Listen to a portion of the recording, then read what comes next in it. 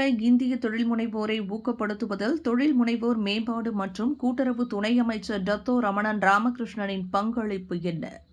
அப்படியிருந்தால் அதில் பயனடைந்தவர்கள் எத்தனை பேர் என கேள்வி எழுப்பினார் சமூக ஆர்வலர் பால் பிரசாந்த். தொழில் முனைவில் ஈடுபட ஆர்வமுள்ள இளைய தலைமுறையினருக்கு ரமணன் என்ன வகையான ஆதரவை வழங்க முடியும்? தங்கள் சொந்த வியாபாரத்தை கிக் ஸ்டார்ட் செய்ய விரும்புவோருக்கு வெறுமனே கடன்களை வழங்குவது போதாது. குறுகிய படிப்புகளுக்கு மித்ரா மூலம் அரசு சாரா நிறுவனங்களை நம்புவதற்கு பதிலாக இளைஞர்களுக்கான சரியான திறன் மேம்பாட்டு திட்டங்களை ஏற்படுத்துவதற்கு தொழில் முனைவோர் மேம்பாடு மற்றும் கூட்டுறவுத்துறை அமைச்சரை மலேசியாவில் உள்ள மனிதவள அமைச்சருடன் ஏன் ஒத்துழைக்க கூடாது என்ற கேள்வியையும் பால் முன்வைத்தார். அடிப்படை படிப்புகள் போதாது, எங்களுக்கு விரிவான பயிற்சி மற்றும் வழிகாட்டல் வாய்ப்புகள் தேவை.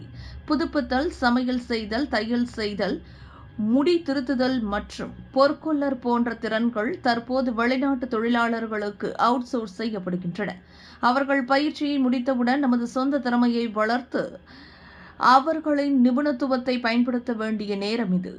தொழில் முனைவோர் மேம்பாடு மற்றும் கூட்டுறவு அமைச்சர் அவர்கள் தங்கள் சொந்த வெற்றிகரமான வணிகங்களை நிறுவ உதவுவதில் முக்கிய பங்கு வகிக்க முடியும் என்றும் அவர் ஆலோசனை கூறினார். விண்வெளியில் மேலும் செய்திகளை தெரிந்து கொள்ள கீழே இருக்கும் பெல் பட்டனை அழுத்துங்கள். உங்கள் ஆதரவை வெளிப்படுத்த லைக் மற்றும் ஷேர் செய்யுங்கள். தொடர்ந்து விண்வெளியுடன் உங்கள் பயணத்தை தொடர்ந்திருக்க சப்ஸ்கிரைப் செய்யுங்கள்.